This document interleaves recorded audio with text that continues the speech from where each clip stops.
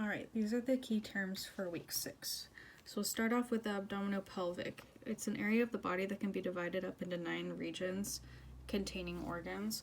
So it's going to be divided up like this. So those are the 9 regions there. And then the subcostal is a line that can be drawn under the ribs, dividing the abdominopelvic region horizontally. So it's going to be this first line right up here. It's going to be right under the ribs right there.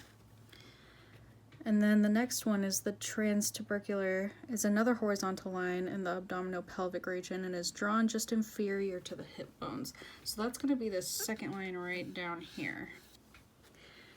And the next one is the midclavicular. It's two vertical lines drawn in the abdominopelvic region, and it's through the midpoints of the collarbone. So it's going to come up around here and just divide it right down the middle there.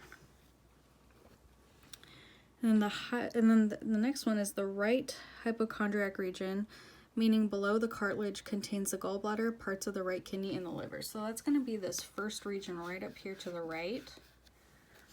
And the next is the epigastric region, meaning above the belly, contains the duodenum, parts of the liver, stomach, and pancreas. So that's going to be this middle region at the top right here. The next one is left hypochondriac region, also meaning below the cartilage, contains the spleen, stomach, left kidney, and large intestine. So it's going to be right there. The next one is the right lumbar region, contains parts of the large and small intestines and right kidney. So that's going to be right here. The next one is the umbilical region, located in the center of the grid, contains transverse colon and small intestine, so it's going to be right in the middle.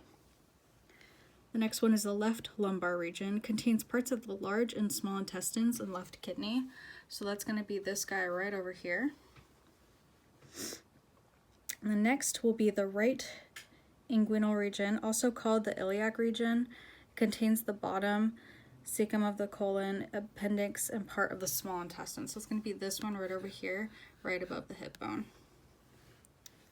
The next is the hypogastric region, meaning below the belly. It contains the urinary bladder, sigmoid colon, and small intestine. So it's going to be this right here, down at the bottom of the grid. The next one is the left inguinal region, also called iliac region as well, contains small and large intestines. So it's going to be that last left one right there, and it's going to be right above the hip bone as well. And then the next is mid-sagittal, divides the body vertically into equal left and right portions. So that's when we're looking at this other one. It's another way of dividing the abdominopelvic area. This one goes into bigger regions there because there's only 4. So that's going to be that line right there. And then the next one is the transumbilical.